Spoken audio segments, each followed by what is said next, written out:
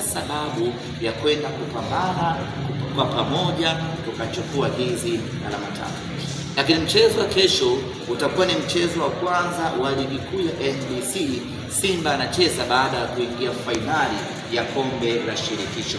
Ninafahamu wapo mashabiki ambao tayari wameshatoa heshima zao kwa kuja uwanja wa ndege kuja kuwapokea, lakini bado haitoshi. Katika mchezo wa kesho tutautumia kama sehemu maalum ya kuwapongeza rasmi wachezaji wetu baada ya kufanikiwa kuingia hatua ya fainali ya kombe la shirikisho. Nini tutafanya basi?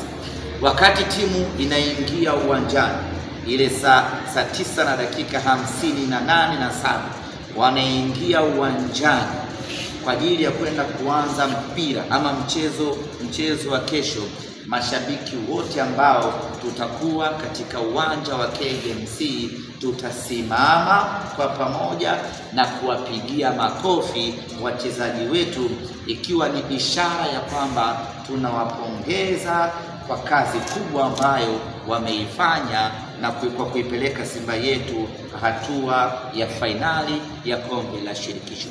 Asikae chini hata shabiki mmoja. Kila shabiki atalazimika kusimama na kuwapigia makofi ya nguvu wachezaji wetu kwa kazi kubwa ambayo wameifanya. Sasa hii haitofanyika tu uwanjani. Kama kuna watu wanaangalia mechi kwenye TV, na wenyewe vile vile watalazimika kusimama. Hata kama uko peke yako, utalazimika kusimama na kuipigia timu makofi. Kama mnaangalia mtasimama, mtaipigia Simba makofi. Kama mnaangalia kwenye tawi lenu, kama mnaangalia kwenye basi, maana siku hizi za TV wanaangalia hadi kwenye mabasi, mnasimama kwenye siti uliokaa, mnawapigia makofi wachezaji wetu. Hii itafanyika pale wakati timu inaingia uwanjani kwenda kuanza mchezo.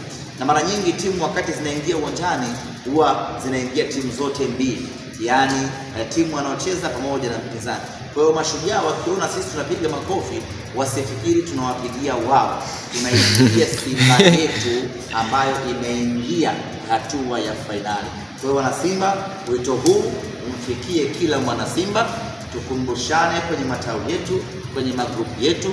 Tutakapofika uwanjani kesho, jukumu letu ni kunyanyuana ili tusimame tuwapongeze mashujaa wetu ambao wametuvika nguo kwa kuipeleka Simba yetu hatua ya fainali.